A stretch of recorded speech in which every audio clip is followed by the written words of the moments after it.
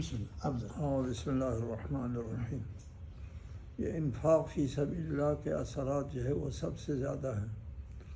وہ اس لیے ہے کہ اس لیے انسان اپنے مال سے بہت زیادہ محبت رکھتا ہے۔ بہت دیکھا ہے لوگوں کو کہ مال کے اوپر اپنے اس کے جان سے بھی انسان چلا جاتا ہے مال کی لالچ میں۔ اور قرآن میں بھی ہے وَتُحِبُّونَ الْمَالَ حُبًّا جَمًّا، مال کو بہت چاہتے ہو، اس لیے مال کو انسان بہت زیادہ چاہتا ہے، اس لیے اس سے ہاتھ اٹھانے کا بہت زیادہ درجہ ہے۔ جی لَن تَنَالُوا الْبِرَّ حَتَّى تُنْفِقُوا مِمَّا تُحِبُّونَ، نیکی کی منزل پر فائز نہیں ہو سکو گے جب تک اس چیز کو خرچ نہ کرو جس کو تم خود پسند کرتے اپنے لیے۔ جی جو خود آپ کے لیے پسندیدہ چیز ہے اس سے ہاتھ اٹھانا ہے، اس کی بہت بڑی قیمت ہے۔ جی اور یہ ہے کہ باقی نیکیوں کے لیے ہے من جاء بالحسنۃ فلہ عشر امثالھا، جو ایک نیکی لے کر آئے گا اس کے لیے 10 گنا ثواب ملے گا، ایک نیکی کا 10 گنا، ایک برائی کا 1۔ یہ ہے اللہ تعالیٰ کے نظام میں۔ لیکن مال کے سلسلے میں 1 کے مقابلے میں 10 نہیں، بہت زیادہ ہے۔ کتنا ہے؟ میں آیت پڑھ دیتا ہوں۔ مثل الذین ينفقون اموالهم فی سبیل اللہ کمثل حبۃ انبتت 7 سنابل، راہ خدا میں مال خرچ کرنے والوں کی مثال ایسا ہے جیسے ایک دانہ جو زمین میں جاتا ہے اور 7 خوشے اگاتا ہے، فی کل سنبلۃ 100 حبہ، ہر خوشے میں 100 دانے ہیں، 700 ہو گیا، ایک دانے میں 700 دانے، یعنی راہ خدا میں جو نیکی کرتا ہے اس کے لیے 1 کے عوض میں 700۔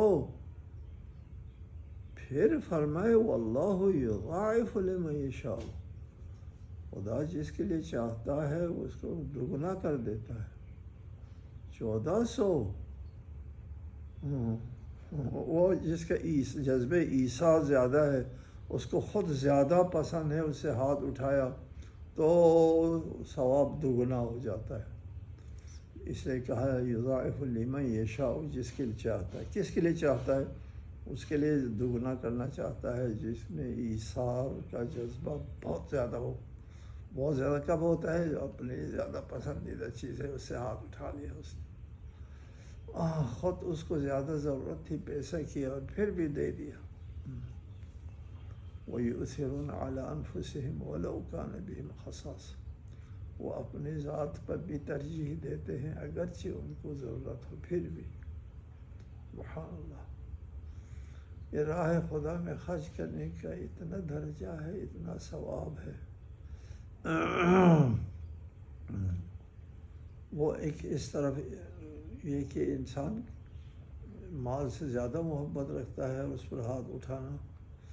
دوسری طرف مال جو ہے وہ انسان کے لیے سب سے زیادہ ضرورت، زندگی کے لیے، علاج کے لیے، اور پھر تو یہ عام آدمی کے لیے جو ہے فقیر ہے، مسکین ہے، یتیم ہے وغیرہ۔ اگر وہ بیمار ہے، بیمار انسان سب سے زیادہ مجبور انسان ہوتا ہے، بیچارہ انسان ہوتا ہے۔ بیماری وہ ہے نعمتان مخفیتان الصحت والامان، 2 پوشیدہ نعمتیں ہیں، ایک صحت اور ایک امان۔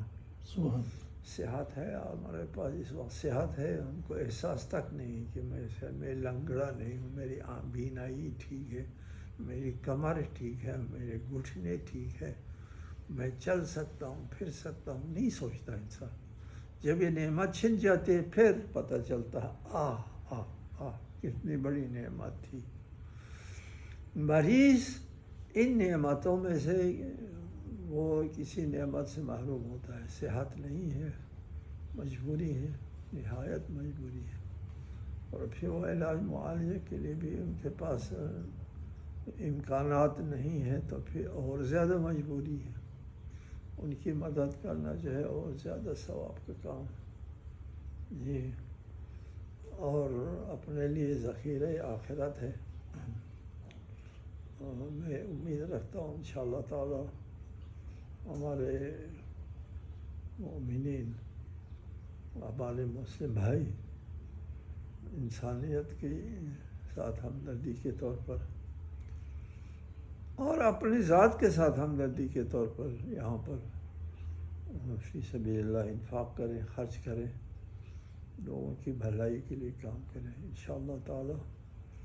اور پھر یہ ہوتا ہے کہ آپ جب راہ خدا میں خرچ کرتے ہیں تو آپ کو لگتا ہے میرا پیسہ چلا گیا، نہیں جاتا ہے آپ کا پیسہ، اس کو نہیں سمجھتے ہیں لوگ، کاش کہ اس کو سمجھ جائے، آپ کا پیسہ جاتا نہیں جی نہیں جاتا۔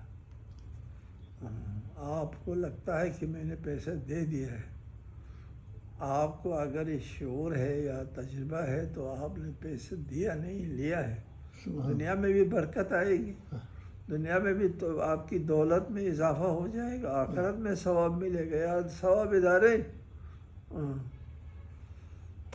اس کو چونکہ ایک محسوس چیز نہیں ہے، لوگ نہیں سمجھتے۔ میں اس جگہ پر بھی ذکر کروں، ہمیشہ میں مثال دیا کرتا ہوں کہ دو گھر ہیں ہمسائے میں، دونوں کی برابر کوٹھی ایک جیسی، دونوں کے بچے 5 ہیں، فرض کرتے ہیں دونوں کی آمدنی ہے 2 لاکھ ماہانہ، یہ بھی فرض کرتے ہیں۔ ایک کے پاس بڑا مہمان آتا ہے، آتے جاتے ہیں، ہمیشہ کھانا پکتا ہے، کھلاتے ہیں، کھاتے ہیں، جاتے ہیں۔ دوسرا بڑا کنجوس ہے، کوئی نہیں آتا جی۔ آپ دیکھیں گے کہ ان کے ہاں خاک اڑ رہی ہوگی، یہاں نعمت کی فراوانی ہوگی سبحان اللہ، جی۔ اس لیے کہ وہ جو کنجوس آدمی ہے اس کا پیسہ کسی مقدمے میں، کسی بیماری میں، کسی جھگڑے میں خرچ ہو جائے گا، یا خاک اڑ رہی ہوگی اس طرف۔ اور ادھر یہ جو مومن جس کے گھر میں ہمیشہ مہمان آتا، کھاتا پیتا ہے، نعمتوں کی فراوانی ہوگی۔ اس کو بھی اگر کوئی سمجھے تو بڑی بات ہے، انشاءاللہ تعالی سمجھ جائیں گے۔ جو راہ خدا میں خرچ کرتے ہیں ان کو زندگی میں تجربہ ہوگا، وہ سمجھ جائیں گے، وہ خرچ کریں گے انشاءاللہ تعالی۔ اور پھر اس کے بعد ایک اور بات ضمناً بتاؤں کہ آپ کو تو ثواب مل گیا، آپ نے پیسہ دیا، 1 لاکھ روپیہ دیا، 1 روپیے کے عوض میں آپ کو 700، کم از کم 700 ورنہ 1400 گنا آپ کو مل گیا پیسہ دینے والے کو۔ یہ جو درمیان میں آپ سے پیسہ لے کے غریبوں پر خرچ کرتے ہیں، درمیان میں جو لوگ ہوتے ہیں ان کو بھی اتنا ثواب ملے گا، ماشاءاللہ۔ جو وسیلہ ہے، ذریعہ ہے، ان کو بھی۔ میں ہمیشہ اپنے دوستوں سے کہتا ہوں، آپ کے ذریعے آتا ہے یار، شکر کرو، آپ کو بھی اتنا ثواب ملا، اس کا تو پیسہ گیا اور ثواب ملا، اور آپ درمیان میں آ گئے، ذریعہ بن گئے، آپ کو بھی اتنے ثواب ملتا ہے جی۔ ایک سید ہے ہمارے نجف میں، سبحان اللہ، وہ 18,000 یتیموں کو پال رہا تھا، سید ہے، بزرگوار سید ہے۔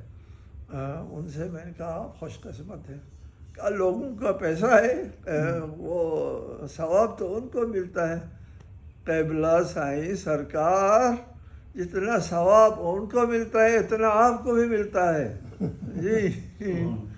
جی، آپ ذریعہ بن رہے ہیں ان تک پہنچانے کے لیے، یتیموں تک پہنچانے۔